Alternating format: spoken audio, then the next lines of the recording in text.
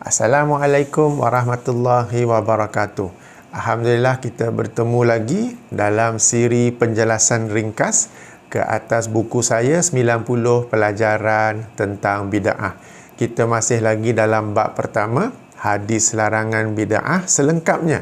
Di mana dalam bab ini saya tekankan bahawa jika hadis larangan bid'ah itu kita baca daripada mula sehingga akhir, kita akan faham apakah sebenarnya yang dimasukkan oleh bid'ah? Apakah sebenarnya yang dilarang? Perkara-perkara baru yang dilarang oleh Rasulullah sallallahu alaihi wasallam dalam hadisnya yang melarang bid'ah itu. Apabila hadis larangan bid'ah itu lazimnya dibaca hanya pada rangkap yang terakhir, kerana itulah timbulnya salah faham. Kerana itulah timbulnya perdebatan. Apakah yang dimasukkan sebagai bid'ah, apakah bukan bid'ah, apakah wujud bid'ah yang baik dan juga bid'ah yang menyesatkan, ya.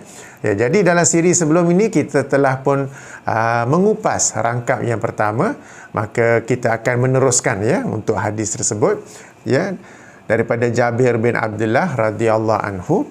Beliau menerangkan kana Rasulullah sallallahu alaihi wasallam, kebiasaannya Rasulullah sallallahu alaihi wasallam yaqulu fi khutbatihi, bersabda dalam khutbahnya, yahmadullah wa yusni alaihi bima huwa ahlahu, baginda memuji-muji Allah dan menyanjung Allah atas apa yang merupakan haknya.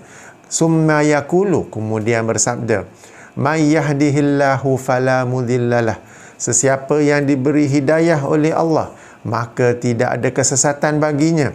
Wa may yudlil fala hadiyalah, dan siapa yang disesatkan oleh Allah maka tidak ada hidayah baginya. Apabila disebutkan hidayah, bagaimanakah cara Allah memberi hidayah kepada manusia? Salah satu daripadanya, bahkan boleh dikatakan cara yang utama, ialah Allah memberikan kepada orang itu kerajinan, kesungguhan untuk mendekati Al-Quran, untuk membaca Al-Quran, untuk mentadabbur maksud Al-Quran dan kemudiannya mempraktikkannya dalam kehidupan. Ya, itu salah satu cara Allah memberi hidayah kepada seseorang itu. Yang ini melalui kitabnya sendiri, yang ini Al-Quranul Karim. Allah akan menjadikan seseorang itu rapat, hampir rajin untuk membaca Al-Quran, kemudian mentadabbur ayat-ayatnya dan mempraktikkan dalam kehidupan. Maka tidak asinglah apabila setelah rangkap itu Rasulullah sallallahu alaihi wasallam meneruskan, inna asdaqal hadisi kitabullah, sesungguhnya sebenar-benar perkataan adalah kitab Allah, yakni Al-Quran.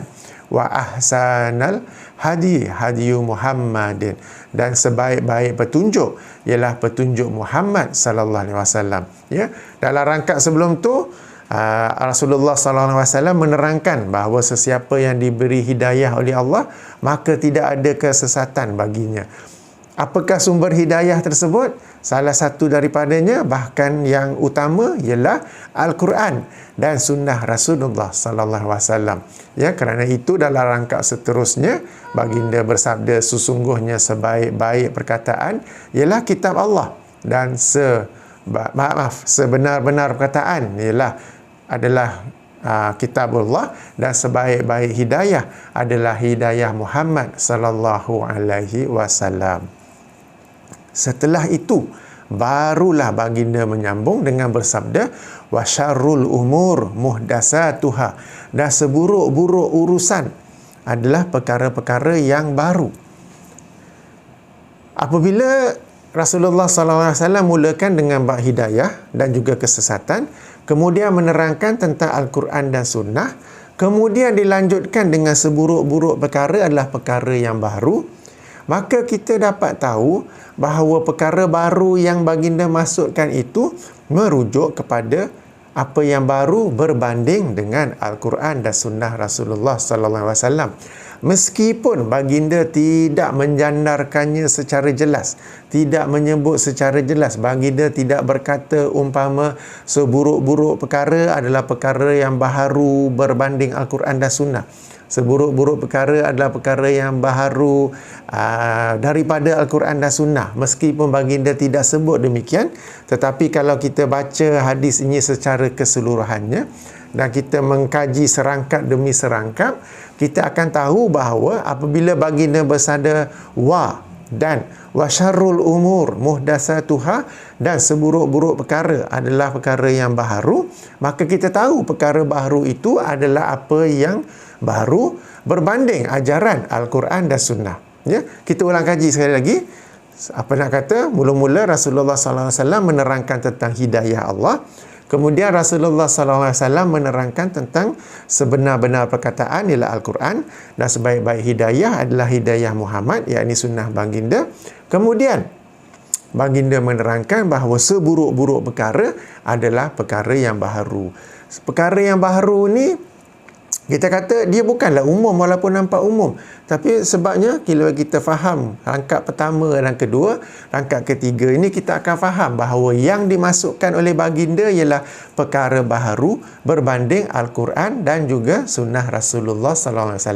Al-Quran dan sunnah ni secara ringkasnya kita boleh bagi apa? Sebab Al-Quran dan sunnah ini dia membawa kepada kita akidah kita kepada Allah Subhanahu Wa Taala.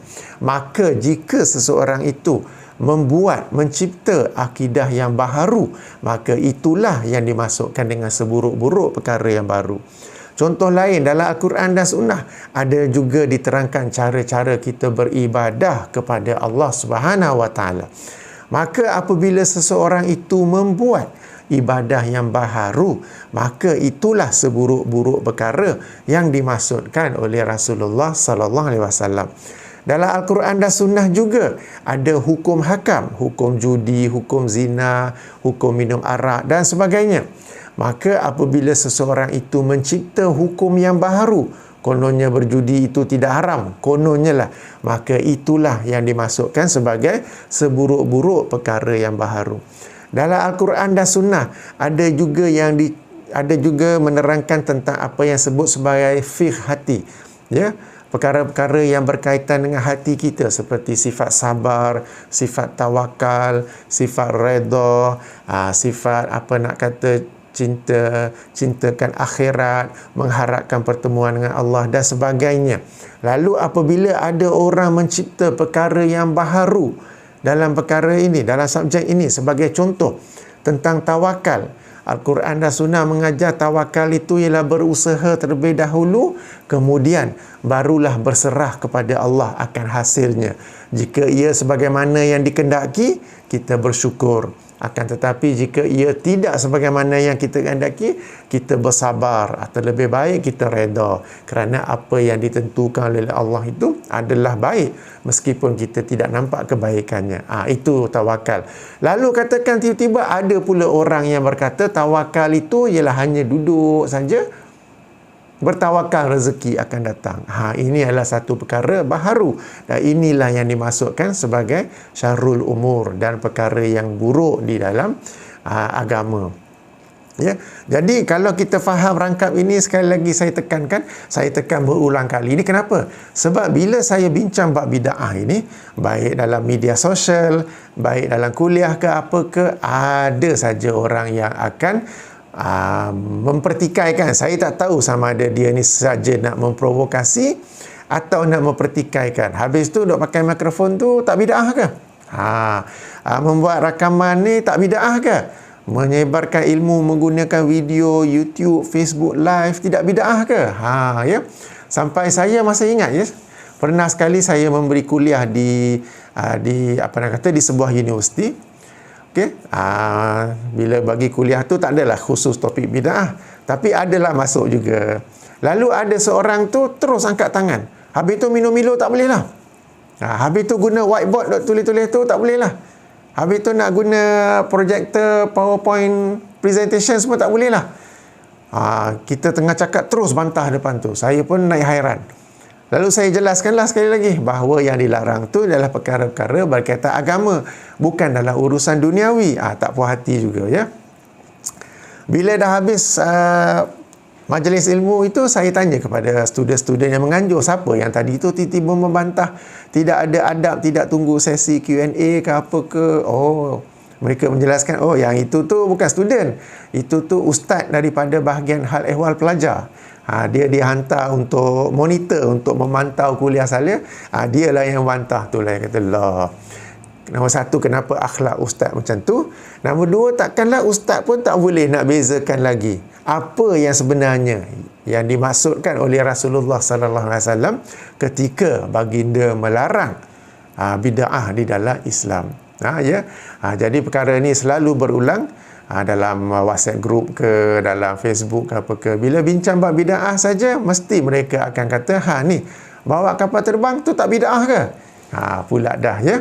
Jadi sekali lagi saya tekankan bahawa apabila Rasulullah sallallahu alaihi wasallam bersabda inna asdaqal hadisi kitabullah wa ahsanul hadi Muhammadin, kemudian baginda sambung wa syarrul umuri muhdatsatuha, dan seburuk-buruk urusan adalah perkara yang baharu. Seburuk-buruk urusan itu merujuk kepada Al-Quran dan As-Sunnah. Berarti apa-apa yang baharu daripada ajaran asal, ajaran asli dalam Al-Quran dan Sunnah. Ya, tadi saya bagi contohkan dalam bab akidah. Kononnya dalam bab akidah ni Allah telah menerangkan bahawa dia beristawa di atas arash. Lalu ada pula ajaran sekarang ini yang menafikan itu, lalu berkata Allah ini ada di mana-mana. Itu contoh bid'ah dalam perkara akidah. Contoh bid'ah dalam perkara ibadah. Rasulullah sallallahu alaihi wasallam telah pun menerangkan lafaz-lafaz zikir selepas solat fardu.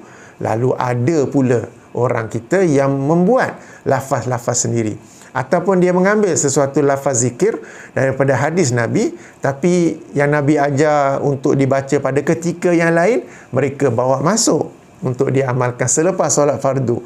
Itu satu contoh bid'ah dalam bab ibadah. Dalam bab hukum, tadi saya bagi contoh yang menukar hukum, katakan perkara yang telah diharamkan seperti arak ke judi, dia menghalalkannya. Demikian juga dalam perkara fiqh hati. Tadi saya bagi contoh tentang tawakal.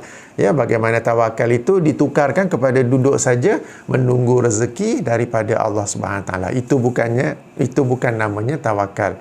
Maka bila kita telah faham ini, maka kita akan faham ramkap terakhir itu, di mana apa yang baginda sabdakan, wasyarrul umuri muhdatsatuha, dan seburuk-buruk perkara adalah perkara-perkara yang baru. Wa kullu muhdatsatin bid'ah, dan setiap perkara yang baru, perkara baru berbanding ajaran asal Al-Quran dan As-Sunnah adalah bid'ah. Wa kullu bid'atin dalalah, dan setiap bid'ah itu adalah sesat. Wa kullu dalalatin finnar, dan setiap kesesatan itu dalam neraka.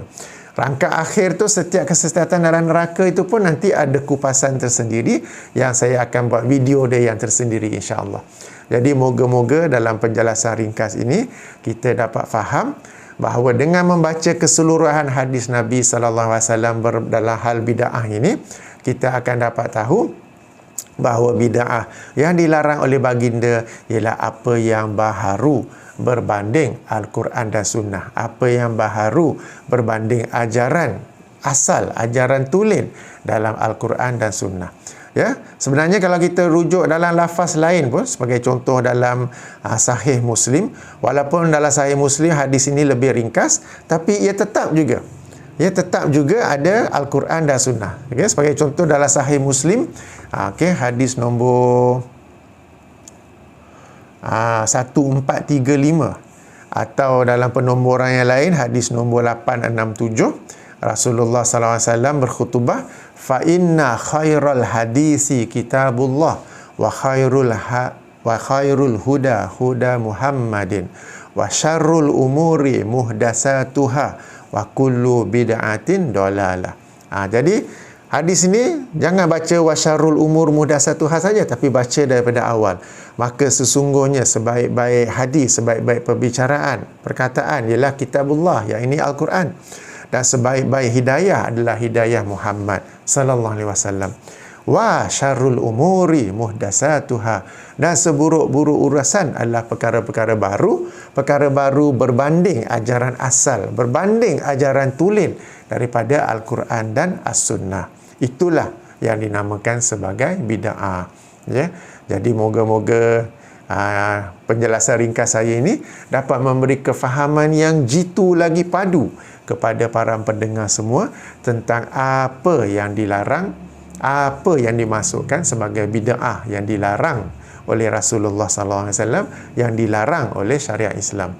Maka saya ulang saja secara ringkasnya, apabila kita baca hadis ini secara keseluruhan, bid'ah yang dimasukkan oleh Rasulullah SAW bukanlah hal-hal dunia seperti mikrofon, seperti membaca hadis dalam laptop, membaca Al-Quran dalam handphone, melihat waktu, mengukur waktu masuk solat dengan menggunakan aplikasi dalam smartphone, dan perkara-perkara begitu. Itu bukan bid'ah. Bid'ah ialah apa yang baharu berbanding ajaran asal, ajaran tulen dalam Al-Quran dan As-Sunnah. Moga-moga video ini membantu para hadirin semua. Kita jumpa dalam video akan datang nanti, insya-Allah. Subhanakallahumma wa bihamdika asyhadu an la ilaha illa anta astaghfiruka wa atubu ilaik. Assalamualaikum warahmatullahi wabarakatuh.